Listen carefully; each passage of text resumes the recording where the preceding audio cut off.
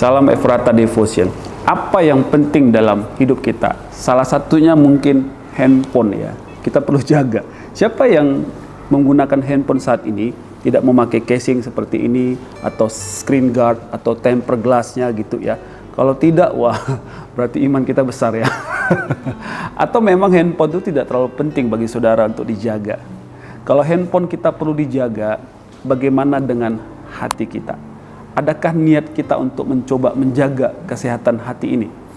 Perlu dilakukan upaya untuk menjaga hati ini.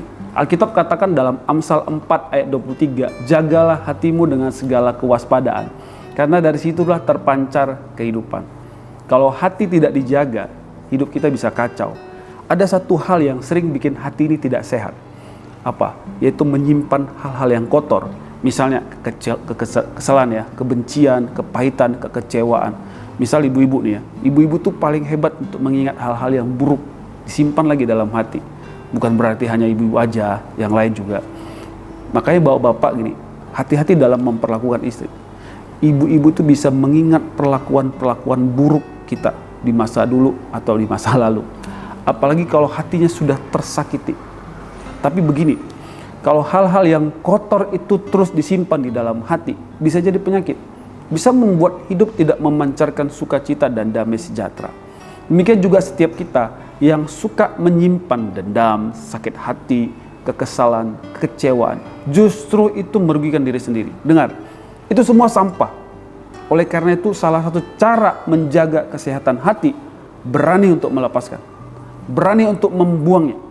Alkitab katakan dalam Yakobus 1 ayat 21, sebab itu buanglah segala sesuatu yang kotor dan kejahatan yang begitu banyak itu, dan terimalah dengan lemah lembut firman yang tertanam di dalam hatimu yang berkuasa menyelamatkan jiwamu.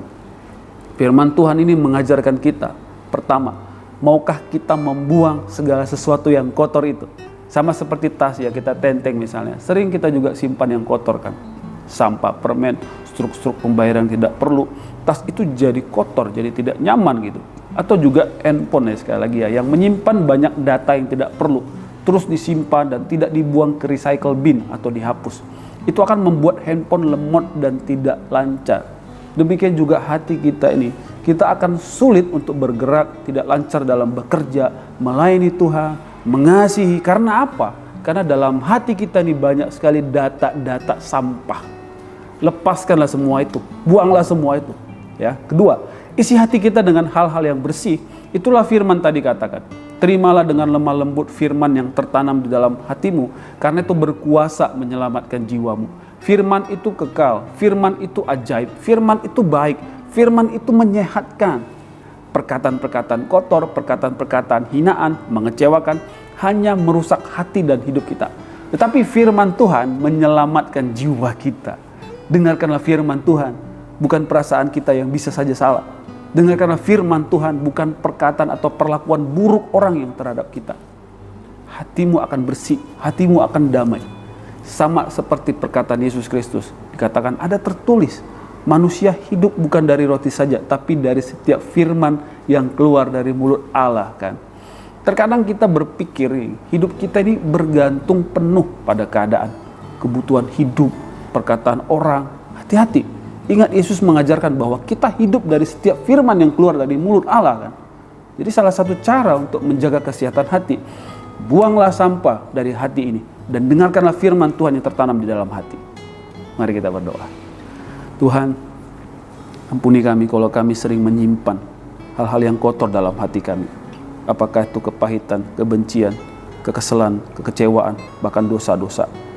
Tuhan, kami butuh firman-Mu, kami butuh Engkau Tuhan yang membuang itu semua. Kami tahu Engkau sudah menyelesaikannya di kayu salib. Engkau menghapus semua dosa-dosa di kayu salib, menyucikan setiap kami yang percaya kepada Tuhan kami Yesus Kristus. Dan Engkau juga mengajarkan kami untuk lebih mengingat setiap perkataan-Mu dan melakukan perkataan-Mu, yaitu firman-Mu. Karena itulah yang akan memerdekakan setiap kami. Karena itulah yang akan membuat kami mampu berdiri tegak sekalipun di tengah badai. Tuhan Yesus, kuatkan hati kami, bersihkan hati kami. Kami mau lepaskan, kami mau buang segala hal-hal yang kotor di hati kami dan kami mau lebih dengar apa kata firman yang tertanam di dalam hati kami. Di dalam nama Yesus kami telah berdoa. Amin.